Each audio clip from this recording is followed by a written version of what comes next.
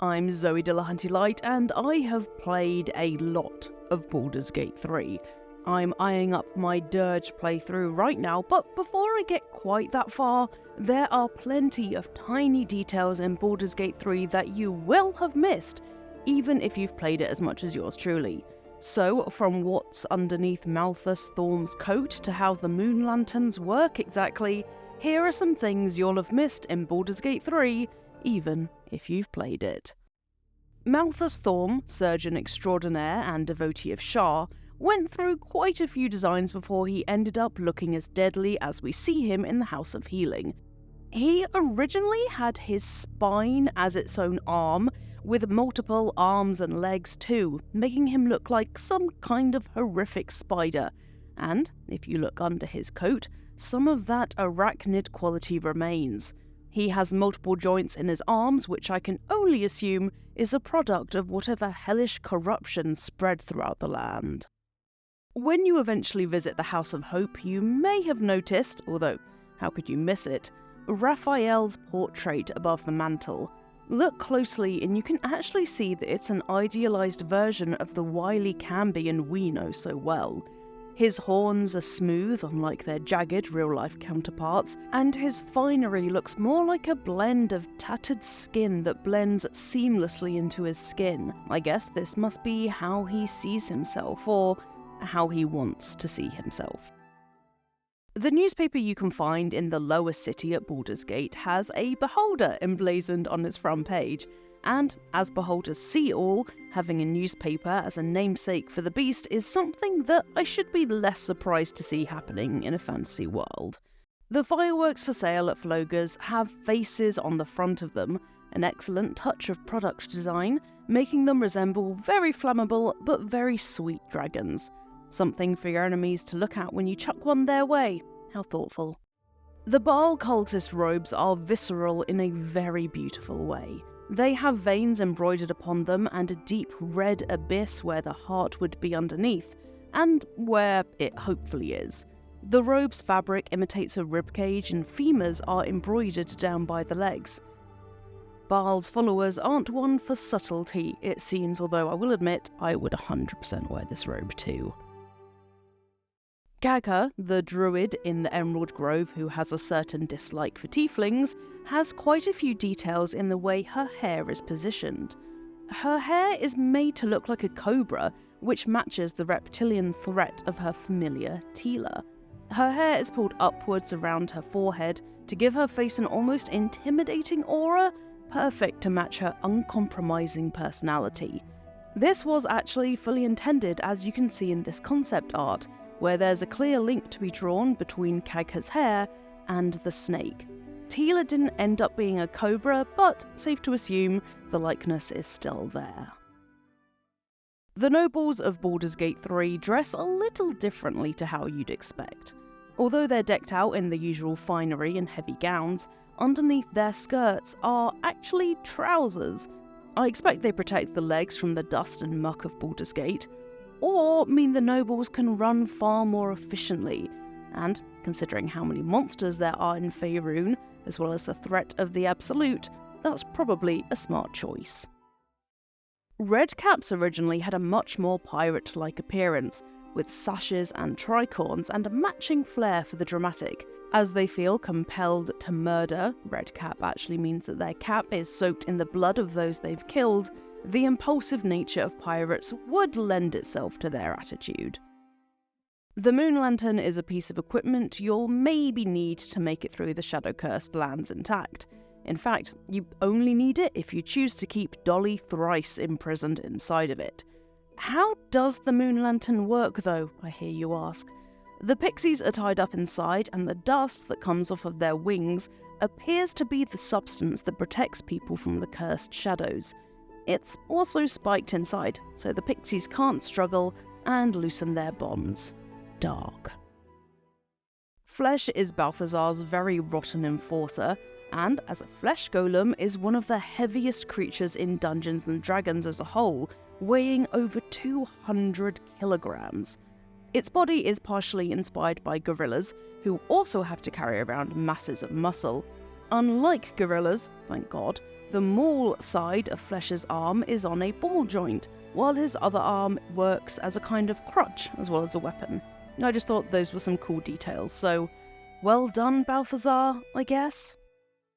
The Guardian of Faith is a spell I know very well indeed, as it's so useful for making bottlenecks in fights and dealing out damage in its own disinterested way. Look closely at its helm, and you can see rainbow prisms of light shining through it, as the design of the Guardian of Faith is inspired by light shining through cathedral windows. Maora is very proud of her Cambion nature and her partiality for deals, so much so that she shows it off even in her jewellery. Her necklace has a golden person bound tight hanging from it, representing her fondness for making pacts with vulnerable humans and simultaneously objectifying those poor souls. One further detail in her jewellery is that in her human form, Maora still has the gold circlets which would fall around her horns, a subtle hint that when you see the human Maora, she is not what she seems. The Jinny you can summon has a small lantern hanging from its necklace, a small nod towards the vessel the elemental being is imprisoned in on Faerun. Carlik has survived the Blood War and has carvings on her horns to boast of this feat. Written in Infernal, yes, I did translate it myself, one such phrase carved into them reads Demon's Bane, while the other has been cut off. It says my ka, and we can only guess what came next, before her horn was torn off mid-battle. If you think you know what it says, please do let me know in the comments, as I do need to brush up on my Infernal. Gail might not be everyone's cup of tea, bless him, but regardless of whether you love or loathe him, or are proudly indifferent, there is a detail in his design that rewards the eagle-eyed player. Or someone with exceptionally good taste who is watching this video, of course. The darkened veins around his eyes lead downwards into his tattoo, hinting that his insides are as volatile as the bomb Mistra put in his chest, and that the tattoo is possibly no tattoo at all, but instead a brand from his goddess. There is plenty of art upon the walls in Baldur's Gate, especially as you start to move from the lower city to the upper city. Keep an eye out for tapestries, however, as one of them is especially unique, being a medieval tapestry of some brave souls taking on 3 beholders.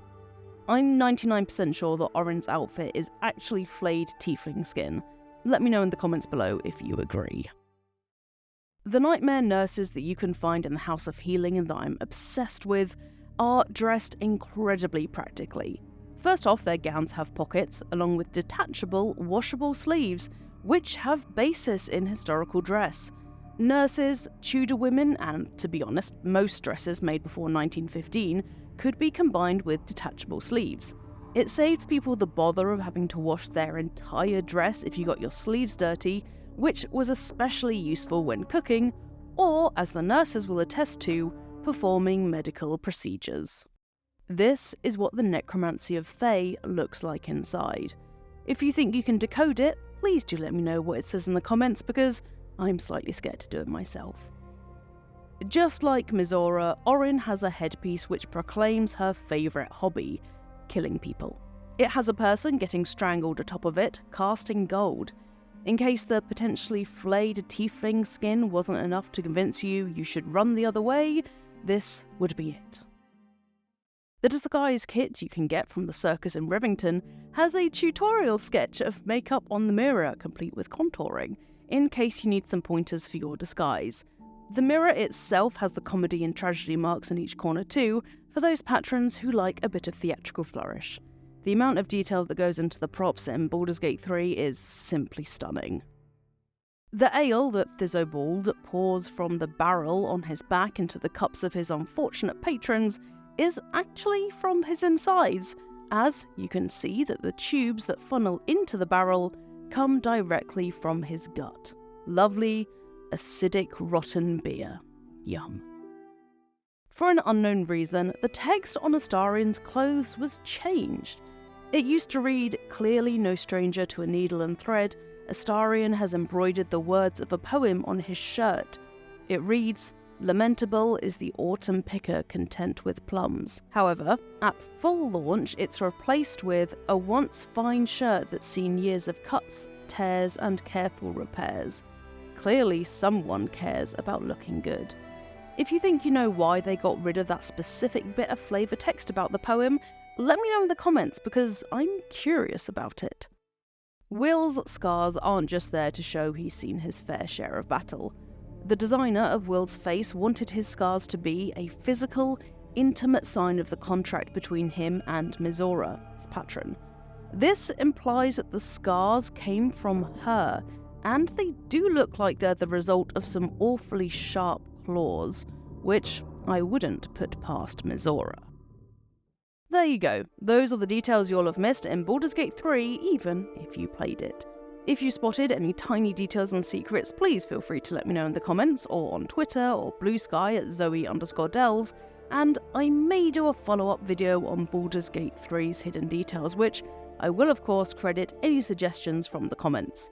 If not, thanks so much for even watching this far. YouTube loves watch time, so I really appreciate it. Make sure you subscribe to Eurogamer and like this video for more videos from yours truly, Zoe Delahunty-Light, as we have a new video out almost every single day. Now, I'm going to go and start my Dirge playthrough in Baldur's Gate 3, so I'll see you good folks next time.